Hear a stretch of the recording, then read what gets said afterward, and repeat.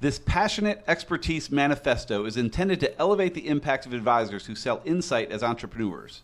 3 foundational chapters form the basis of the entire book. Experts develop insight by isolating patterns in data. They convert those insights to wealth by crafting a unique positioning for which few available substitutes exist, and their confidence grows as the marketplace embraces their application of expertise. The next 15 chapters, building on that foundation, each answer a single question, starting with the role of expertise in a developed society, how important it is for experts to love the hard work required to hone their expertise, and how to see all that in the context of their own purpose in the world. So that was a quick summary of David C. Baker's book, The Business of Expertise, one of the favorite books I've read the last couple of years. Here to chat about with me today is Joshua McNary. So Josh, welcome to the show. Tell folks a bit about yourself. Hey, Mickey, thanks for having me here. So yeah, I'm a business technologist on a mission to ensure technology is valuable and productive to my clients. So as a business technologist, I help companies select the right technology, and those leaders that need help getting through their technology challenges, I'm here. I'm your man. I'm here to help. Awesome. I like it. So you picked this book for today. So tell me, I love this book too. I'm glad you picked it. I'm excited to dig into this. But why'd you pick it? What'd you find so great about this? Well, this book, even before I read it, was informative to my most recent transformation as an entrepreneur and as a business owner on this angle of business technology I just referenced. So my business coach a number of years ago referenced one of the graphics that I know we had talked about prior to this, recording this today. And this idea of starting in the strategy room and then moving over to the implementation room or the doing room. And so that was a big change in my thinking a number of years ago. I moved from being more of a technology vendor to an actual advisor in the sense that this business expertise talks about. But then later on, I read the book and I realized, wow, this is more powerful. So that's how I got introduced to this in the first place. Gotcha. Well, let's dig into that then a little bit, because I love he has this whole section about 2 rooms and 1 entrance, where you have the strategy room and the implementation room. And really any good expertise-based business will bring everyone through strategy first, but it's so easy because people just want implementation. Just build me a website. Just start posting on social. I'll read a longer chunk from the book about that, and then we can kind of unpack that a little bit. So he says, I use what's called the R21E approach, 2 rooms but only 1 entrance. Most firms are allowing new clients to enter either room from the outside, buying either a defined strategy plan first, their preference, or moving straight to execution, the entrance that tends to get the most use. Instead, close off the outside entrance to the larger implementation room, forcing all new clients to enter by the strategy room. From there, they can choose to make their own arrangements or use the connecting door to the implementation room.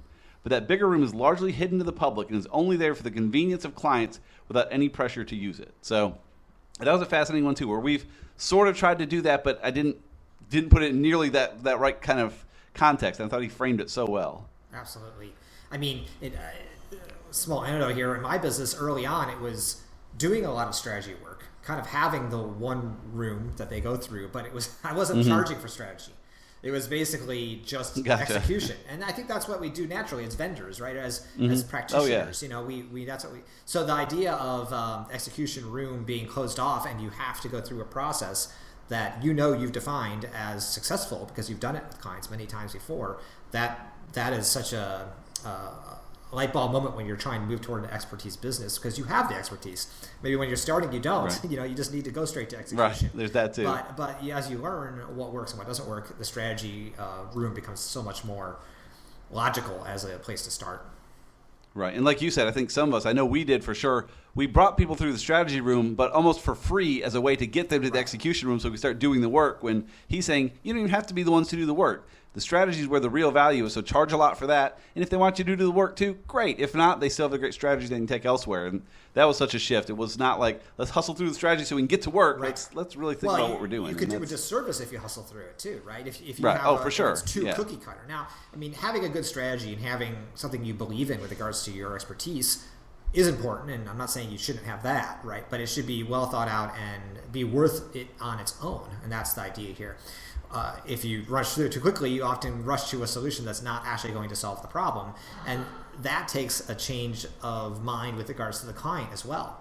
If they're coming in with the diagnosis of what the problem is, and the reality is that the diagnosis is wrong, meaning they go straight to some project that we can execute on, and you've not stopped them as a good doctor would to find out what the real problem is right. before you go do surgery on them, well, then you're also doing a disservice to them there as well. So taking that approach is so much more powerful.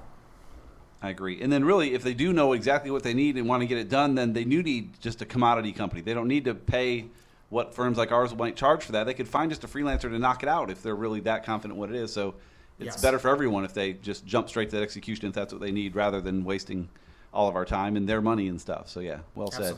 Yep. And that image you referenced, we'll put that in the show notes so people want to see that. It's a pretty simple picture of 2 rooms with 1 door that's closed, but I think you kind of get the idea there.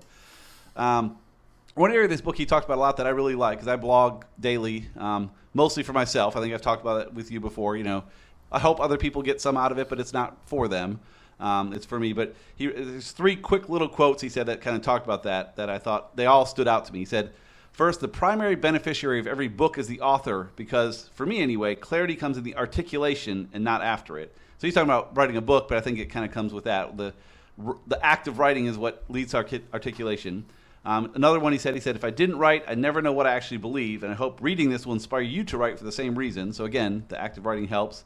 And then the last one, again, the same kind of thing. He said the same thing over and over, and I think repetition can be good. That's something, a lot of the reading of Charlie Munger I've been doing lately. Charlie repeated himself over and over, and I think that's a good thing to be solid. But he said, quote, write all the time, not just to say something, but to figure out what you think. As Joan Didion noted, quote, I write entirely to find out what I'm thinking. And I thought that was an interesting way to put it, and it was fantastic. But yeah, that really spoke to me and helped me clarify why I write. I don't know, do you get anything out of the writing piece? I know you write a good bit, not daily, but you put out a good newsletter and you do some good stuff. So yeah, I appreciate that. Yeah, I've always admired your, as long as we've known each other, doing so much writing. I wish I could get to that level, maybe someday.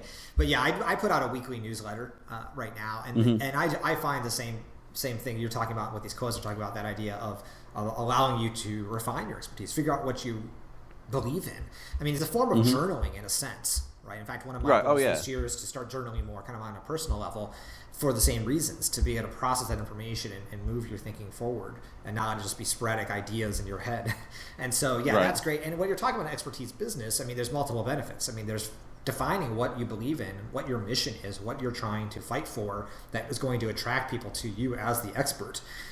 That comes through this content generation. But then, of course, then you could use that content towards putting it out to the public and attracting people. And even though you're not writing for them, like you said a few moments ago, it's going to attract people that are like-minded or needing that material, and that could then feed back into your expertise business. So there's multiple reasons to do it, of course, but starting with the idea of what are you defining? What is your mission? What's your cause that you're trying to go towards? And writing like this allows you to get to that point.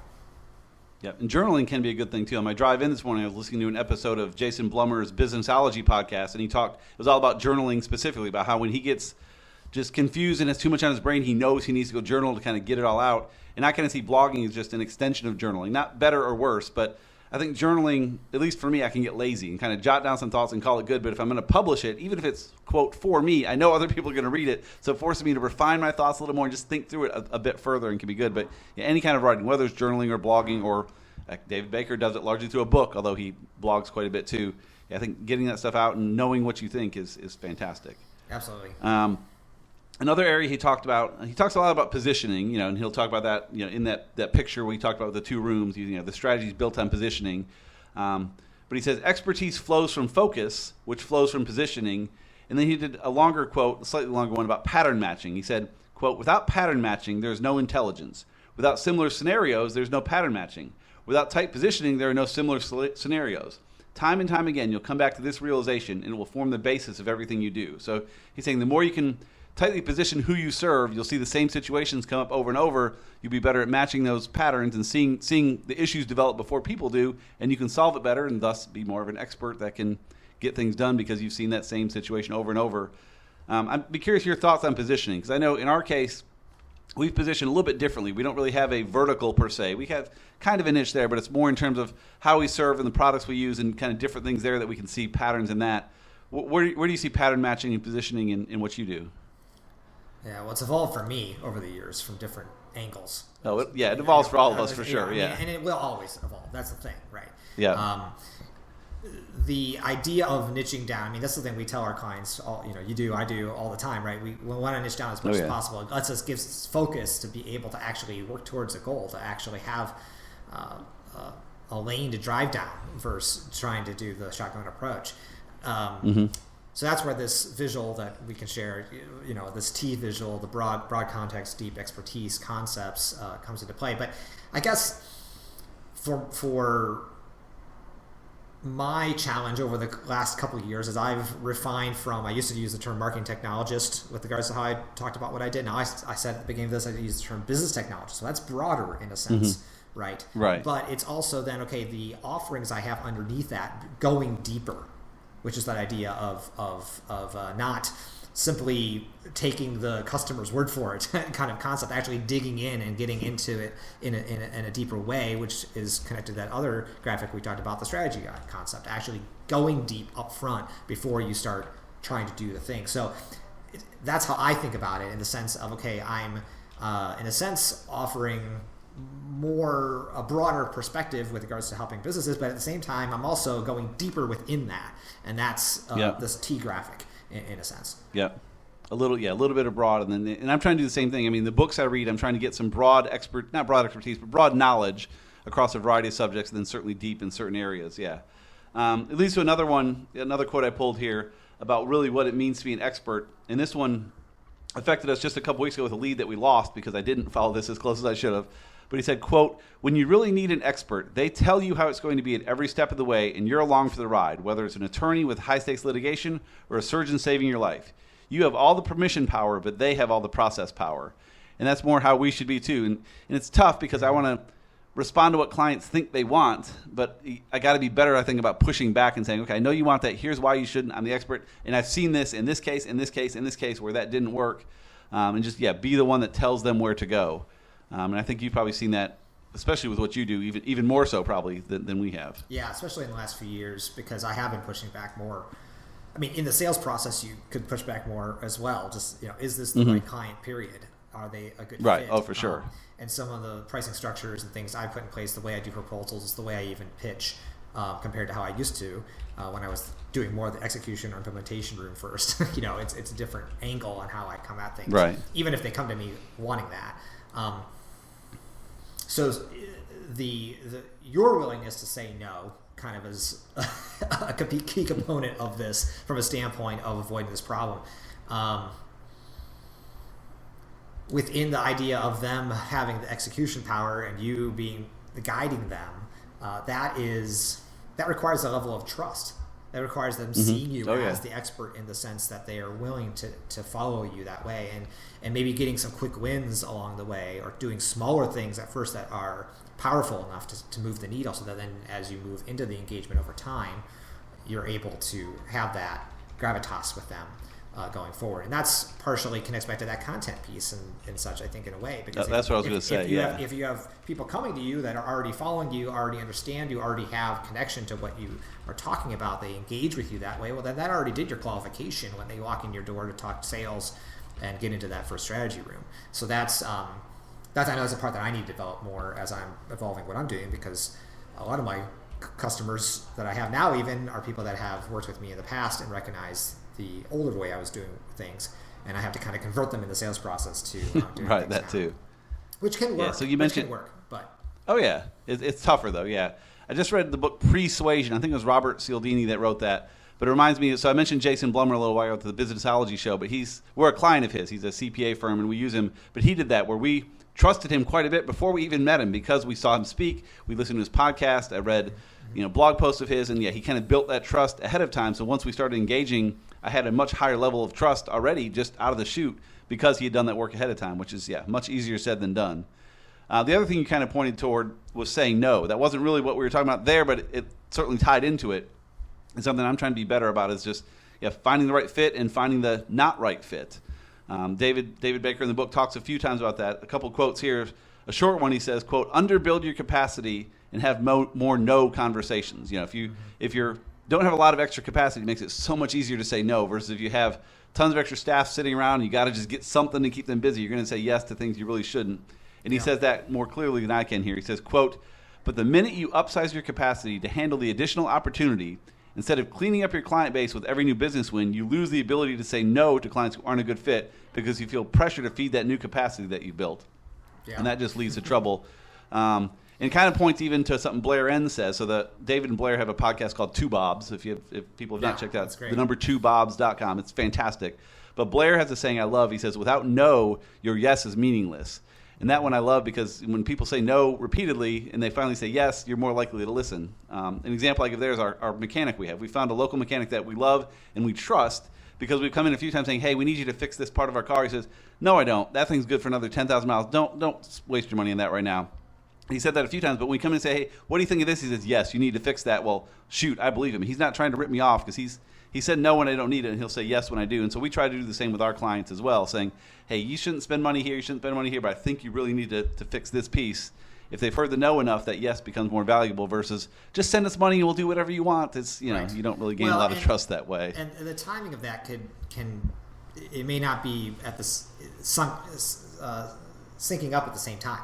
That could be over years. Oh, for sure. Yes. The no could be now, and then 3 years later, the yes comes because from the client perspective, because of the trust you built over time. I've seen that over and over and over again now. I was like with our mechanic. Yeah, we're talking 6 months or a year between conversations with him, and so he's waiting years to do the work. But then when he does, I'm like, yes, absolutely, whatever it takes. I mean, that's easier said than done when you need to pay the bills, and that's going back to the other comment about the staff or the overhead that you have, whatever, capacity, whatever that is. And so the idea of simplifying that as much as possible. I guess one other thing I want to add that I've done in my business that is kind of related to this is that so I still do have a support arm to my business, like a support ticket arm and maintenance arm. Yeah, because I have we do too. Yeah, that I've worked with over the years, and I'm primarily working on the expertise side of things, but I still do this over here and support that. And so there are situations where you might be able to have a setup where you can. Okay, they're not a good fit for your expertise, but you have a way you can pass it off, or just maybe just refer it, referral partners or something, where you can still help them in some way, but you're not trying to do it over here, and it's a very distinct thing you're doing over here. There's over there, and with our having done this for a while, there might we might generate our own ways of doing that, or progress out of that, or such. But that's something that you keep in mind is like there might be ways to do this. Now that is a distraction to me. I think the author here would say, well, that's a distraction from your expertise business. But this is a way I'm able to still feel good about all the clients that I service in the other way that would never actually be expertise clients that wouldn't come with me. I have many that have, but there's some that just are not the right fit as well. So I still have a way of helping them in the near term. Agree. And we have a very similar setup with us, and I agree that David C. Baker would not be happy that either of us are doing that, but that's okay because build some recurring revenue, it's a good thing. But you mentioned referral partners too, and that's a huge thing for us as well. I mean, I had a coffee this morning before I came in with another potential referral partner, not one that will likely send us any business, but one that I can send other people to, and I like to be that person. I say, if you know someone that needs marketing help, I'm happy to chat with them for a few minutes, and maybe they're a good fit for us, maybe they're not, but I'll at least get them pointed the right direction. And that, again, makes me look good when I say, no, you're not a good fit for us, but you should go talk to them. It gets a friend of mine more business, so they'll respect me more, and the person that talked to me respects me, in theory, because I'm not just trying to take their business when I have no, good use for it. So it can be a win-win, although it does take some time. I'm having conversations that aren't financially fruitful, but I think in the long run it's beneficial, and I know you do some of the same there as well. Yeah, absolutely. I'll kind of close this with a weird quote from the book, but I think it was kind of cool and kind of talks about why I like to write as much as I do. So he said it's about being morbidly curious, about being curious about everything. I think I'm one of those people that's just curious about everything, and I like to make notes of that. I think it ties back to we've talked about the Enneagram on the show a few times. I'm an Enneagram 5. That's the researcher, and I just have to know the answers, and I feel unequipped if I don't. But in the book he says, quote, "You won't be relevant for decades unless you are morbidly curious. In that pursuit, there are times when the urgency to write down a string of thoughts is as painful as waiting far too long to pee, and you'd better find a solution in a few minutes or someone's going to be wet and warm." So kind of a weird way to put it, but I totally get it, because there are times when I hear something, I got to get that down. It's going to be a great post. I need to unpack that. It sounds like that thing Joshua said the other day, but it's killing me. I got to figure this out. So I'm in the car. I got to yell a note to my assistant, or, my Google Assistant, or do something there. But yeah, the urgency just struck me as like a weird way he put it with peeing, but I thought it was pretty accurate. Well, you ever... well, I don't know if I have that exact urge, but from a standpoint of the expertise concept that this whole book is about, that kind of desire for the topic is important. I mean, we all have lots of things we're interested in. We all have various parts of our lives that we have passion for. I'm a hockey player, a hockey coach with my kids. I mean, I love hockey. I'll play it all day long. But that's my side thing, right? I mean, that's just for exercise, basically, and some challenge in my life. When we're talking about our businesses, it's the same way. We have many, many different things we could be spending our time on, and getting so dialed in on that one thing, to connecting the dots to that, finding that pattern, finding the ways to move forward within that, and then, as we talked about earlier, evolve around that and see where that leads us. That kind of passion is what makes you an expert, and what makes it possible to build a business like this. So I love technology. I love working within businesses in process and such, and that's why I do business technology stuff. And I've always done that in the other iterations of what I've done in some capacity. And you have your expertise that you have your passions, that things that you're writing about and such. So that's what this really comes down to, is you have to have that passion. I think that's what that quote, goofy quote, emphasizes. Yeah. It's a great way to kind of wrap us up, because that's what this is about. You have to have that passion. You have to have that thing that seems so easy for you to do because you love it so much. Because you have it, yeah. The passion seems obvious once you have it, but yeah. Well said. That is a good way to kind of wrap things up here. People want to find out more about you. How can they track you down? Yeah, so the best place would just be McNarymarketing.com. You'll find about what I do. I've got some freebies on there, some an AI worksheet, opportunity worksheet, and some other fun things. So you might want to check those out when you're over there.